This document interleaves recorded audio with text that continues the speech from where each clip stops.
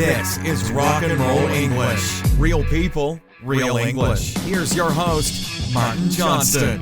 Hello everyone and welcome to another episode of Rock and Roll English, episode number 277, baby. Oh yeah. In today's episode we have, let's say, an important episode today as we talk about a big important topic here in the UK at the moment, which is women's sport and more specifically women's football. As the England women's football team recently won the European Championships, which here is obviously a massive, massive thing. They are also known as the Lionesses. So that's what we talk about today. In general terms, though, we don't talk about players' names and stuff like this, details. We talk about what this means for women, why it's important, how women have suffered in the past. So maybe in some ways it's a bit more of a serious episode than usual, as I do think this is an important issue because obviously I have a daughter myself now and I want her to be whatever she wants to be when she grows up. Maybe a doctor, a language teacher, or a footballer. So I do actually think this is important, even though I do joke around a bit in the episode, obviously. So I talked to Substitute Sabrina about this because she is, a kind of activist for these kind of things. So we are taking her expert knowledge. So here is the conversation. Happy listening. Substitute Sabrina, how are you today? I'm doing good. How are you? Always fantastic. Even more fantastic, England have now finally won a football tournament. Who would have thought it, hey? Finally, they brought it home. Exactly. Finally brought it home, which we will be talking about in much more detail in a bit. But before we get there, how do we usually start the show? I think there's a review. Absolutely. Do you think we have a review? Most definitely you have a review. I mean, you do sound confident. We do have a review, but just always expect the worst is my advice, okay? Okay. Always expect the worst. And then things only get better because your expectations are low. But yes, we do. And it's from Mari-san Pa. And it's 5 stars on iTunes as well, my favourite. And it says, a few years ago, I didn't even know what a podcast was. But thanks to Rock and Roll English, I realised how pleasant and useful listening to Martin and his friends' adventures are. I'd say that this constant listening practice has given me a reason to improve my listening as well as vocabulary skills, and most importantly, I have never been bored when listening to an episode. That's the number one rule of Rock and Roll English, nothing boring. So if you need to practice more and you are willing to have fun, this is the right place for you. Lots of stars at the end of the review. So thank you very much for that, Mari-san Pa. As it was written, lovely review. Hey, Substitute Sabrina. Yeah, you always get lovely reviews because this is an awesome podcast. Absolutely, yeah. Almost another review there from Substitute Sabrina. So thanks again for that, Mari-san Pa. So on to today's episode where we are talking about women's football or sport or just girl power in general, okay? And you're the perfect person for this, Substitute Sabrina. That's why I thought I would get you on knowledge, because you fight for women's rights, don't you? I always fight for women's rights. I fight for human rights, but in particular, women's rights, yes. And you also played football as a youngster, didn't you? Yes, I did play soccer because Sorry, right. America, we need to establish some rules immediately, okay? Soccer is what they call it in America, okay? It's football. You play with your feet. It makes sense. In America, the term football is a game you play with your hands, and the ball looks like an egg. It's not even a ball, it's an egg. Okay, listen, I don't care so much for American football, but that's why we say soccer and football. Yeah. So there's the two different sports. But yes, I know the rest of the world calls it football, and it's football, but in America, soccer. Right, okay. But yeah, you were a player though. Yes, I was.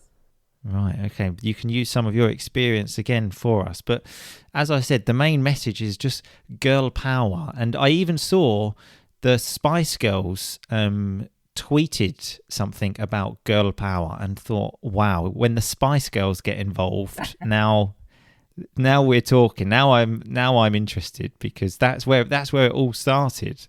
Well, I mean, it's great, the enthusiasm and everything, but keep in mind that girls have been playing soccer for a long time. I'm proof of it. If you see the picture I posted in the 80s, I was playing soccer. Right. In the 80s, right? Wow. Well, I mean, maybe you were the reason everyone started. Okay, everyone in England can thank you for this, for finally bringing it home. But yeah, like you said, all of this enthusiasm here in the UK, it's been almost euphoria. Everyone has been so happy. I was in the supermarket the other day and heard, I think, 3 different people talking about it, saying, "Oh, finally, we've won something," and it was the girls that did it. But then I must admit, because when someone's talking about something you're interested in, that conversation immediately becomes 100 times more interesting. So I was pretending to buy something when... You were eavesdropping. Yeah, absolutely. Lovely term to say, listening to someone else, because it just becomes so much more interesting. And some of the stuff they were saying, like, everyone's got an opinion on football, I think. And I personally think to talk about football, you need to do a quiz first, just to say you know what you're talking about. And this, not women I'm talking here, also men. Like, sometimes I'm in a pub, very often I hear people talk, and I just think, look, you need, before you express your opinion, you need to actually know what you're talking about. Have the basics about the sports. Exactly. No, I think that's a fair thing to say. This is why I try not to talk about politics and art, because I have absolutely no idea what I'm talking about. So I stay away from those subjects. Okay, yeah, you have a point there about art, but politics, you should be involved, because the world around us is changing. I mean, look, you got the Trump twin is out of the picture now. Yeah. Exactly. But yeah, as I said, my knowledge on politics not so great. But so another great reason for the girls, finally the sport becoming more popular, is so now when I watch a game of football, I can also appreciate we call it eye candy. So something that looks nice on the eye. Wrong term there, buddy. Now, sorry, you can't use that. Why not?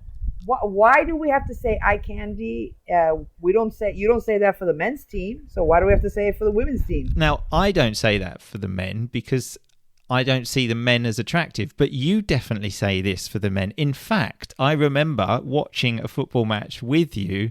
This was in 2012. We were watching an England game and one of the players was there and you said, "Oh, wow, look at him. He's nice." But I think this is one of my points. It's okay to look at people and say, she's attractive. Like it's okay for women to look at men and say, he's attractive, or no? Yes, it is okay. But, I mean, you're using it as an excuse. You say, okay, let me watch the women's team because there's some beautiful women out there. Or, they take off their shirts when they score the goal. So it's like, no. No, I'm not saying that's the only reason. I'm just saying that's an added bonus. The same for you. You watch men's football and, you enjoy the sport, you enjoy the game. Added bonus, there are some attractive men running around. What's the problem? Yeah, but I don't mention, it's eye candy. I just say, oh, yeah, he's hot. But, that's it. What's the difference? He's hot. A bit of eye candy. Okay, she's hot. That's fine. I'm happy with that term as well. Just any attractive. But as I said, this is a normal thing to do. I don't know. I don't like the term. But anyway, let's move on. I'm with you. I'm with this whole thing. In fact, I saw one thing. A girl on the team said when she was playing at school, she got detention for playing football. So I'm not sure if people are familiar with detention, where you have to you can't go out at playtime to play with people because you have to stay in class, or even after school. That is what detention is. And she got that for playing football, which, that's disgusting. I was actually reading some comments after the game, and I didn't know that in the UK, correct me if I'm wrong, girls can't play in PE. They can't play football. Well, I don't know the situation now, but when I was at school, it was not even considered.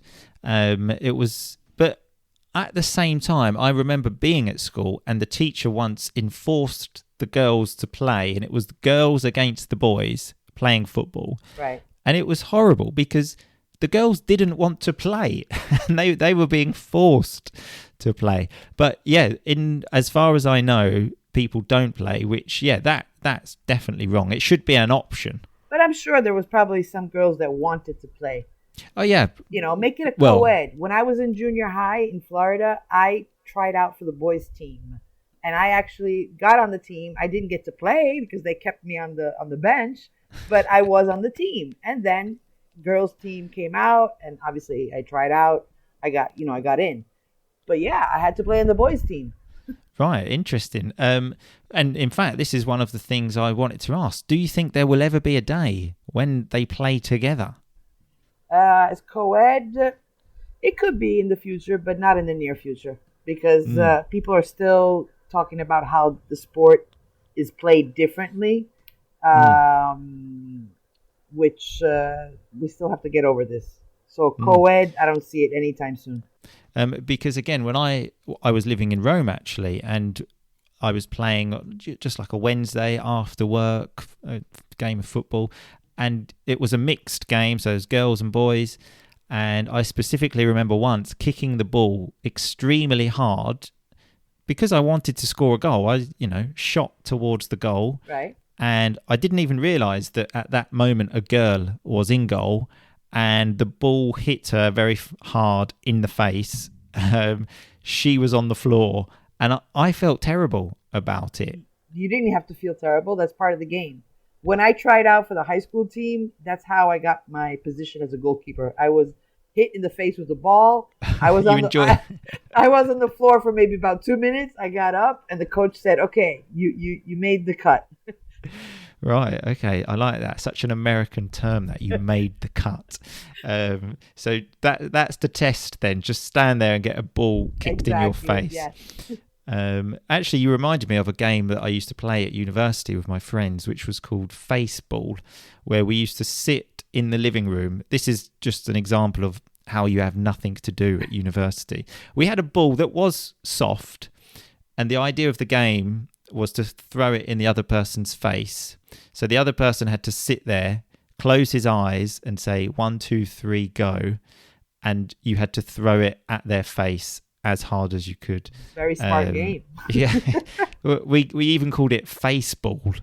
And then we actually changed it to throw the ball at the other person's penis as hard as you could, but that didn't last long because that was too dangerous. Yeah, I think a little painful too.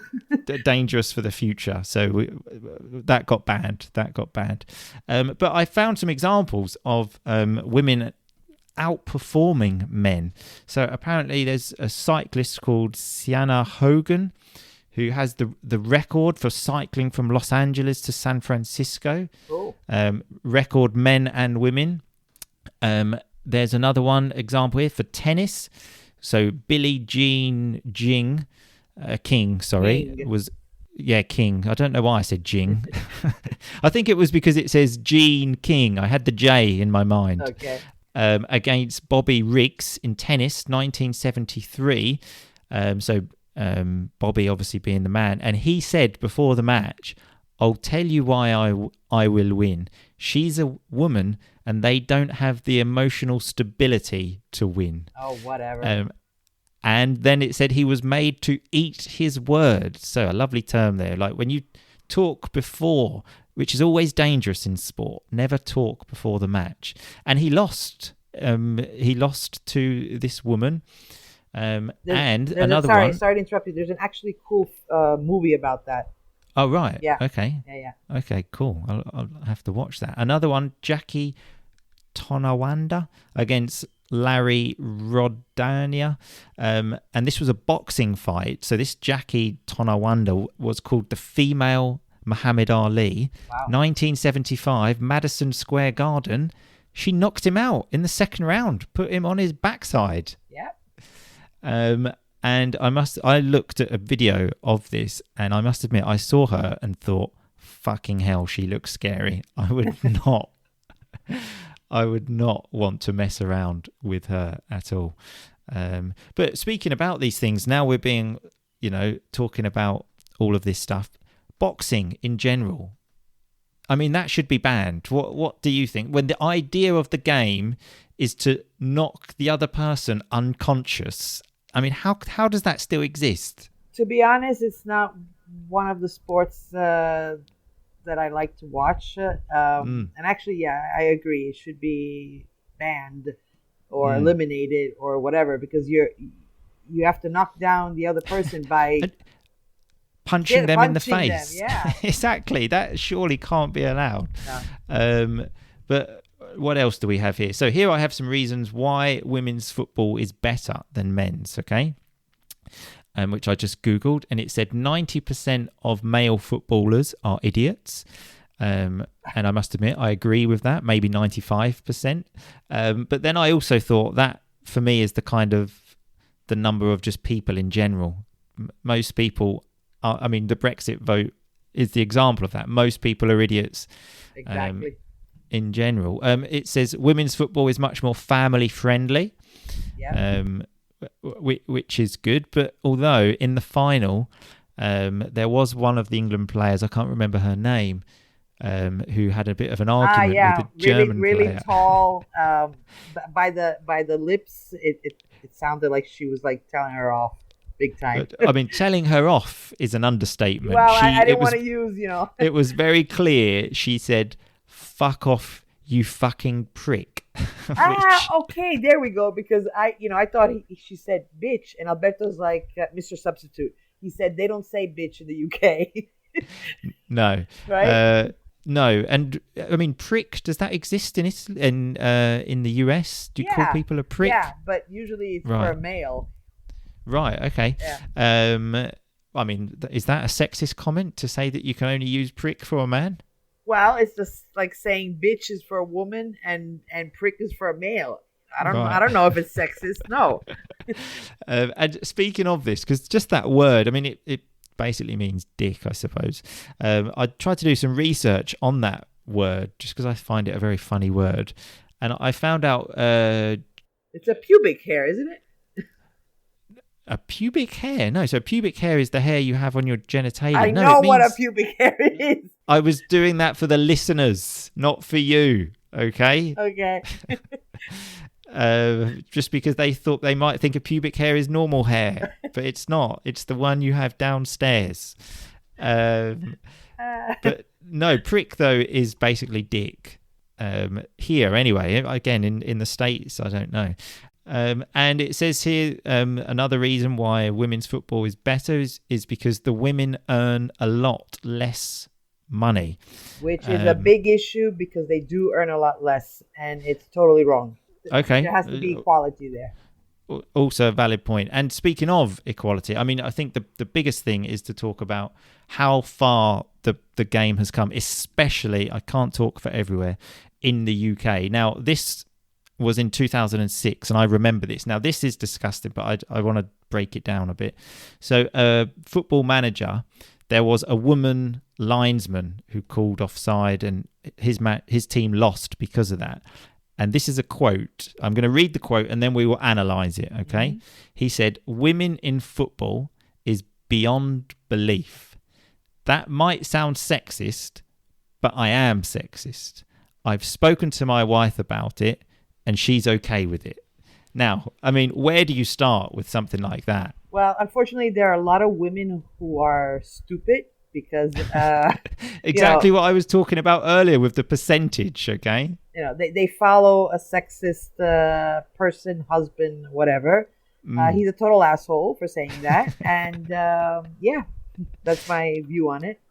And I like the fact where he says that might sound sexist. So you're thinking, right, okay, he's now going to give a reason of why it's not sexist. But then he follows that up with, but I am sexist. Yeah. But yeah, even at the time, that was considered bad. But now that would be I mean, this was 2006. That would be like not tolerated at all. And in fact, he has never worked in football again, I think, because of that comment. Good. But now it's much more inclusive. So obviously football is a game for everyone. I saw one of the women say, when I grew up, I didn't know women's football existed. Now it does. I saw a beautiful tweet, and it was a picture of a little girl watching the match. And again, I'm going to read the tweet. "This is why it matters. Representation. My daughter doesn't have to have an interest in football.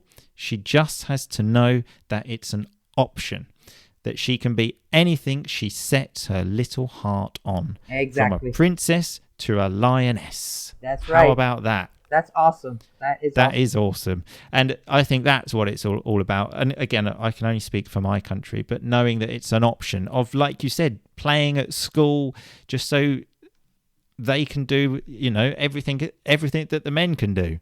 That's right. So R&R, baby, get ready. She's going to get out there, and, she'll be the next most valuable player.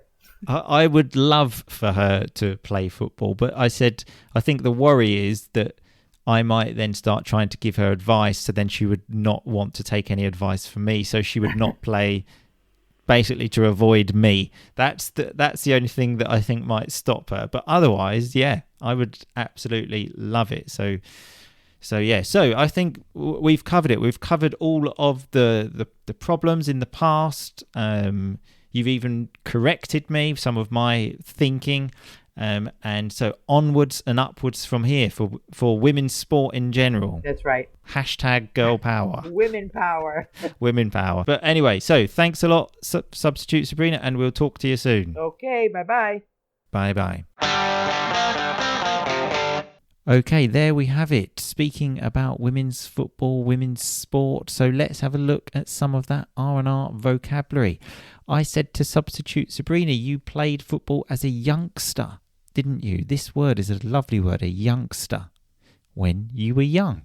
We spoke about how I was eavesdropping. When you eavesdrop, it's when you secretly listen to other people's conversations, which, as I said, are always so much more interesting than normal conversations.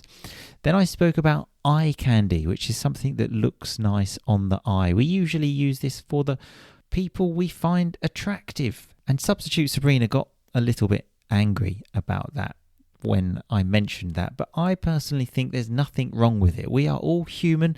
I just think people are too afraid to say things these days, but that's not the reason I watched the match. I watched it because I wanted to see England win. There was just the added bonus of seeing some attractive girls. It was the same when David Beckham played football. There was always the added bonus of eye candy of watching David Beckham, because he is eye candy for everyone, for men, for everyone, because he's just a beautiful human. So as I said, it's totally normal. We spoke about detention, which happens in the UK and in the US, I believe. At the beginning of the Simpsons episode, Bart Simpson's writing on the board. That's because he has detention, where you have to stay after school to do annoying things. I did this as well, and let me tell you, I did some stupid things like writing "I will not talk in class" 50 times and getting chewing gum off desks. Substitute Sabrina also used a lovely term when she said, correct me if I'm wrong, but girls don't play football in PE. So this is a lovely term to say something which you're not sure about. Correct me if I'm wrong. But then we had some American terms when she said, I tried out for the boys team and I made the cut. So she did trials in British English, we would say, for the boys team, and then she made the cut, so she was selected, she was chosen for the team. Some lovely vocabulary when we said that woman who beat the man at the tennis match, he made him eat his words. So when you have to eat your words, you say something basically and then you're proved wrong. We spoke about the woman who knocked out the man, so made him unconscious and put him on his backside. So put him on the floor, basically. I then said I wouldn't want to mess around with her. So a way to say I wouldn't want to fight her. I mean, I wouldn't want to fight anyone, woman or man, but especially this woman I would not like to fight. And last but not least, we had telling her off is an understatement. So when you tell someone off, it's when you, let's say, criticize them. Maybe you do this with children, like don't do that. That's telling them off. And how it was an understatement because she used much stronger language by saying, fuck you, you fucking prick, which I thought was hilarious. But anyway, all of this vocab is on the website, rockandrollenglish.com. Then click podcast episodes and go to the latest one. The website has had some changes recently, so go and have a look. I will see you all soon, people. I am actually on holiday now that you are listening to this, so I probably won't be active on social media because I want a social media detox just for 1 week. It helps these days, doesn't it? So I will see you all again in 2 weeks, unless you're in the Rock and Roll English family, and I will see you tomorrow. So yes, see you all soon, but in the meantime, just keep on rocking, baby. Thanks so much for listening to Rock and Roll English. For more great content and to stay up to date, visit rockandrollenglish.com and facebook.com/rockandrollenglish. We'll catch you next time.